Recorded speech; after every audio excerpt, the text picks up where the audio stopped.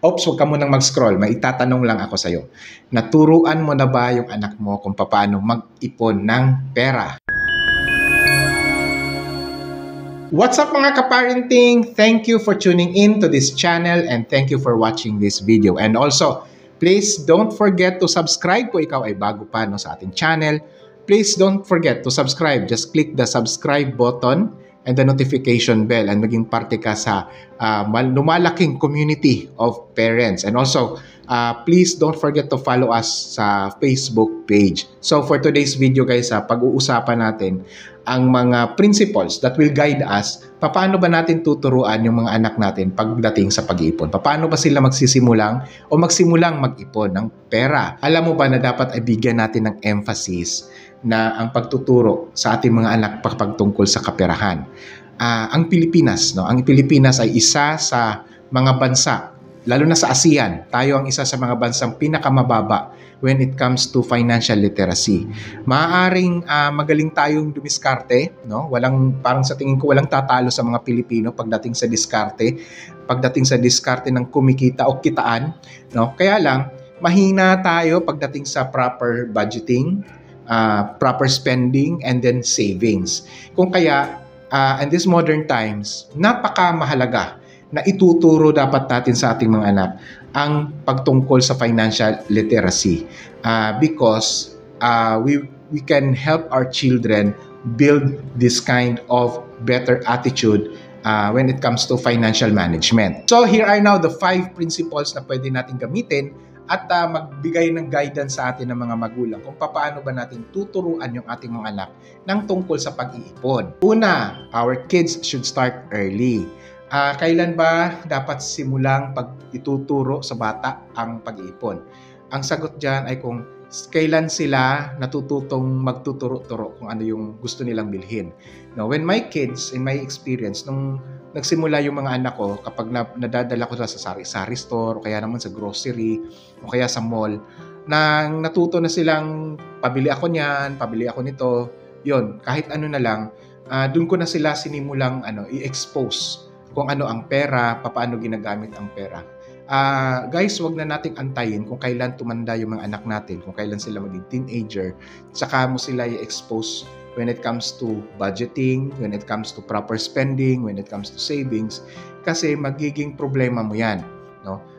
Simulan natin sa pagkakaroon ng alkansya. No? Kahit barya-barya, mga anak ko nga, nagsisimula sila sa alkansya lang. And then, after siguro 1 or 2 years after, nang medyo natuto na, ay nag-open na rin sila, no? Nagbukas na rin sila ng kanilang sariling bank account. Is that you have to be a good model or be a good example to your children. So, ang tanong ba naman ngayon sa iyo ay ikaw din ba ay meron ng naipon? O kaya ba ikaw ba naman ay nagpa-practice na ng pag-iipon?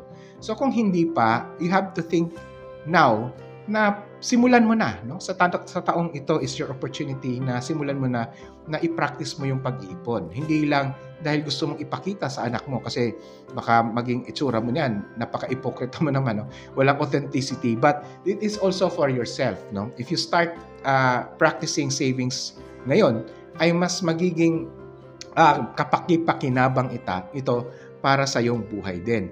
At alam nyo, kung ang magulang ay waldas or gastador at ito ay nakikita ng anak mo, ay ganun din, gagayahin ka rin ng anak mo. Pangatlo, huwag ka namang masyadong istrikto kapag nagtuturo ka ng saving sa anak mo. You can be more creative, no? Like in my experience, ginawa namin para siyang laro, no, sa mga anak ko. So pag meron silang piso-piso, ayan, minsan nagpapakontesan silang dalawang magkapatid. But ang point lang naman doon is that this is a starting point para sila ay magkaroon ng pagkakaintindi, no, about value of money.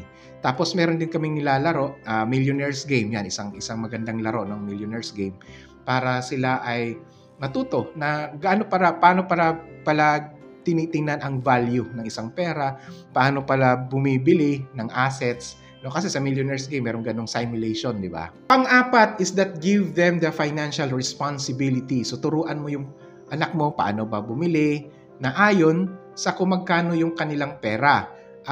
When my kids start to ano na nga, naging exposed na sila nga sa tindahan, gano'n. So, ginagawa namin is that binibigyan namin sila ng pera. Sige, itong 10 pesos o kaya 20 pesos, pumunta ka ng tindahan. Gusto nilang bumili ng mga snacks. O yan, sige, punta ka ng tindahan, bumili ka doon, no? At first, medyo nahihiya, medyo nahihiya. Hindi niya alam paano yung pera. Minsan pa nakakatuwa, binibigay na yung kanyang pitaka doon sa tindera at yung tindera nang kumukuha doon sa pera. So medyo natutuwa din yung tindera, natatawa din sa kanya. Pero in the long run, nung natuto na yung mga anak ko, ay nagiging kasanayan na nila, no? Paano i-budget. Pag meron silang 50 pesos, silang dalawang magkapatid, so binabudget nila.